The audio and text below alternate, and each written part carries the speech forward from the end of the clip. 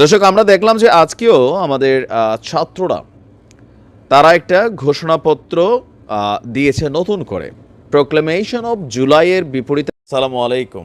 আজকের এই ভিডিওটি প্রত্যেক যারা আমাকে ইউটিউবে দেখছেন বা ফেসবুকে দেখছেন, ভিডিওটা সর্বোচ্চ শেয়ার করবেন। ছাত্ররা মানে আমার বক্তব্য হচ্ছে যে সমন্বয়করা তারা কি আসলে সঠিক পথে আছেন? জুলাই আগস্ট বিপ্লবের পর বাংলাদেশ যেই দিকে যাওয়ার কথা সেই দিকে কতটুকু এগোচ্ছে এ নিয়ে নানান সমালোচনা আছে।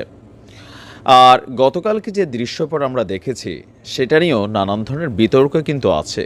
খামেনি নামক একজন ব্যক্তি তিনি বলছিলেন যে এই গণ অধিকার পরিষদের ফারুকের এই ধোলাইয়ের পিছনে এখানে সার্জিস আলমের একটা ইশারা ইঙ্গিত আছে।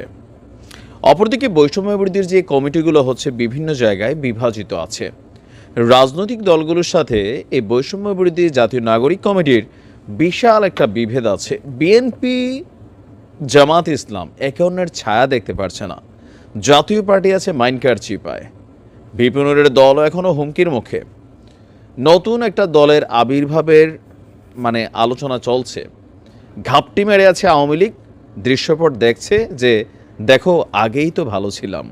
নানান ধরনের এই যে অবস্থান, সেই অবস্থান থেকে প্রশ্ন হচ্ছে যে এই বৈষম্য বিরোধী আন্দোলনের যে গতিপথ বা এটা যে নির্দিষ্ট কাঙ্ক্ষিত লক্ষ্যে পৌঁছানোর কথা, এটা কি সেখানে পৌঁছাবে? দর্শক, আমরা দেখলাম যে আজকেও আমাদের ছাত্ররা তারা একটা ঘোষণাপত্র দিয়েছে নতুন করে, প্রোক্লেমেশন অফ জুলাইয়ের বিপরীতে তারা নতুন করে এখন যেটা দিচ্ছে সেটা হচ্ছে যে সরকার বলেছে যে আগামী 15 তারিখের দিকে 15ই জানুয়ারি এই প্রোক্লেমেশন অফ জুলাই তারা ঘোষণা করবে। কিভাবে? জাতীয় ঐকমত্য বা রাজনৈতিক দলগুলোর সাথে সার্বিক আলোচনা করে তারা এটা ঘোষণা করবে। কিন্তু অলরেডি আজকে 4 তারিখ, ছাত্রদের মনে আবার এই সরকারের অ্যাক্টিভিটিস নিয়ে সন্দেহ তৈরি হয়েছে। প্রথম আলো করা রিপোর্টটি বলছে যে আপনার 15 জানুয়ারি পর্যন্ত সরকার যে সময় বেঁধে দিয়েছিল, ছাত্ররা এবং জাতীয় নাগরিক কমিটি মনে করছে সমাবেশের 4 দিন পার হলেও সরকারের পক্ষ থেকে এই ঘোষণাপত্রের বিষয়ে দৃশ্যমান কোনো উদ্যোগ নেওয়া সম্ভব হয়নি। এজন্য তারা সমালোচনার পরে 6 থেকে 11 জানুয়ারি পর্যন্ত আপনার ঘোষণাপত্র সপ্তাহ হিসাবে একটা নতুন কার্যক্রম ঘোষণা দিয়েছেন। এখন একটা না একটা কার্যক্রম তো লাগবে, কার্যক্রম নাই, ইস্যু নাই, তো ছাত্রনেতারা সামনে কিভাবে আসবে, গণমাধ্যমে কিভাবে তারা ভূমিকা রাখবে, ফোকাস পয়েন্টটি কিভাবে থাকবে, সো কিছু ইস্যু তো লাগবে। গতকালকে দুপুরে রাজধানীর বাংলা মোটরে বৈষম্য বিরোধী ছাত্র আন্দোলনের কেন্দ্রীয় কার্যালয়ে যৌথ সংবাদ সম্মেলন করে এই কর্মসূচির কথা জানিয়েছেন জাতীয় নাগরিক কমিটি এবং বৈষম্য বিরোধী ছাত্র আন্দোলনের নেতারা। আগামী কয়েকদিনের মধ্যে ঘোষণাপত্রের বিষয়ে সরকারের দৃশ্যমান কার্যকর উদ্যোগ না নিলে কঠোর কর্মসূচির হুমকি দিয়েছেন তারা। প্রশ্ন হচ্ছে তাদের এই হুমকি সরকারের জন্য কতটুকু বিপজ্জনক হতে পারে। কেউ বলছেন যে বিএনপি যদি সরকারের উপর হাত রাখে আর জামাত যদি হাত রাখে, জামাত না রাখলেও চলবে আপাতত, বাট বিএনপি যদি হাত রাখে দেন ছাত্ররা এই সরকারের কোনো রকম কোনো ক্ষতি করতে পারবে না। আচ্ছা, বৈষম্যবিরোধী ছাত্র আন্দোলনের আহ্বায়ক হাসনাত বলছেন 31শে ডিসেম্বর মার্চ ফর ইউনিটি থেকে 15ই জানুয়ারির মধ্যে ঘোষণাপত্র ঘোষণা করার জন্য আমরা সরকারের কাছে দাবি জানিয়েছি।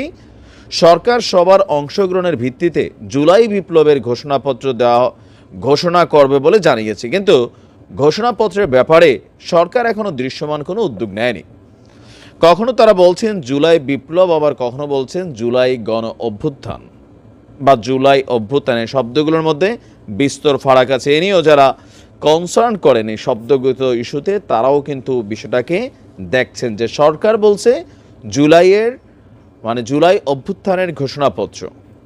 আচ্ছা, তো অন্তর্বর্তী সরকারের প্রতি আহ্বান জানিয়ে হাসনাত বলছেন ঘোষণাপত্রের ব্যাপারে সরকার কার্যকর উদ্যোগ নিলে এ ব্যাপারে নিজেদের মতামত জানাতে বৈষম্য বিরোধী ছাত্র আন্দোলন, জাতীয় নাগরিক কমিটি প্রস্তুত আছে। আর আমরা যে ঘোষণাপত্রের খসড়া তৈরি করছি, সরকার আহ্বান করলে আমরা সেটিও দেখাতে প্রস্তুত আছি। তো 6 থেকে 11 জানুয়ারি তারা কি করবে? সারা দেশে মানুষের কাছে লিফলেট বিতরণ, সমাবেশ, বিভিন্ন মাত্রার জনসংযোগ করা হবে। ঘোষণাপত্রের নমুনা কি দেখতে চায় সেটি প্রতিফলনের জন্য তারা মানুষের কাছে যেতে চায়। ইভেন আগামী পুরো সপ্তাহ জুড়ে প্রতিটি জেলায় ঘোষণাপত্রের দাবিতে কর্মসূচিও পালন করবে এই জাতীয় নাগরিক কমিটি এবং বৈষম্য বিরোধীরা। সারা দেশের সব শিক্ষা প্রতিষ্ঠানগুলোতে, তারপর হচ্ছে আপনার জেলা উপজেলায় ছাত্র, নাগরিক, পেশাজীবী, কৃষক, শ্রমিক সহ সর্বস্তরের জনগণের মধ্যে তারা একযোগে গণসংযোগ চালাবে। প্রতিটি জেলায় এই আন্দোলন এবং জাতীয় নাগরিক কমিটির যৌথভাবে এ সকল কর্মসূচি তারা পালন করবে। তারা তাদের ওয়েবসাইট এবং ফেসবুক পেজের লিঙ্কগুলো দিয়ে দিবে। সেখান থেকে লিফলেট নিয়ে নিজস্ব উদ্যোগে প্রিন্ট করে পাড়ায় মহল্লায় আপনার এগুলোকে বিতরণ করার জন্য দুর্বার আন্দোলন গড়ে তোলার ঘোষণা দিয়েছেন এবং এই ঘোষণাপত্রের মধ্য দিয়ে বাংলাদেশের ভবিষ্যৎ নিশ্চিত করা হবে বলে তারা বলছেন। এখন এই কর্মসূচি কতটুকু ইফেক্টিভ হবে সরকারকে চাপ প্রয়োগের জন্য, যেখানে আমরা দেখছি যে জামাত একটা ক্যালকুলেশন করছে যে আগামী 7 মাসের মধ্যে নাকি নির্বাচন করা সম্ভব। বিএনপি তো আগামী ফেব্রুয়ারি মার্চে রাজপথে নামার এই ঘোষণা দিয়ে বসছে। ইভেন এই যে বিভাজিত অবস্থা সকলের মধ্যে, এটা একটা বার্তা তো দিচ্ছে যে কোথাও না কোথাও ক্ষমতাকে কেন্দ্র করে এখন একদল ক্ষমতায় আছেন অলরেডি, আবার সেটা যেভাবেই হোক তারা ক্ষমতার যে সঙ্গ সেটাকে তারা উপভোগ করছেন।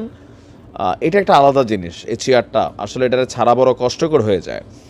আর বাকিরা ভবিষ্যতে ক্ষমতায় যাওয়ার জন্য তারা তাড়াহুড়ো করছেন। সব কিছু মিলিয়ে কেউ কেউ বলছেন যে দিন শেষে আসলে এই আন্দোলনটাই না ব্যাহাত হয়ে যায়। আবার কেউ কেউ বলছেন যে না, ছাত্রদের টোটালি অধিকার আছে, তাদের নেতৃত্ব তো ভাই হয়েছে। বিএনপি জামাত এত বছর কি করতে পারছে? কোনো কিছুই করতে পারে নাই। ছাত্রদের মাধ্যমে বিষয়টা কানেক্ট হয়েছে। আবার বিএনপির একজন ঊর্ধ্বতন নেতা বলছেন তোমরা কোটা আন্দোলন নিয়ে নামছিলা, এরপর এটার এক দফা পতনে আমরা করছি, বেশি চিল্লাইও না। মানে নানান ধরনের বক্তব্য কিন্তু পাল্টা কাউন্টার শুরু হচ্ছে। এখন দেখা যাক ছাত্রদের কর্মসূচি কতটা সফল হয় আর কি হয়। ভালো থাকো।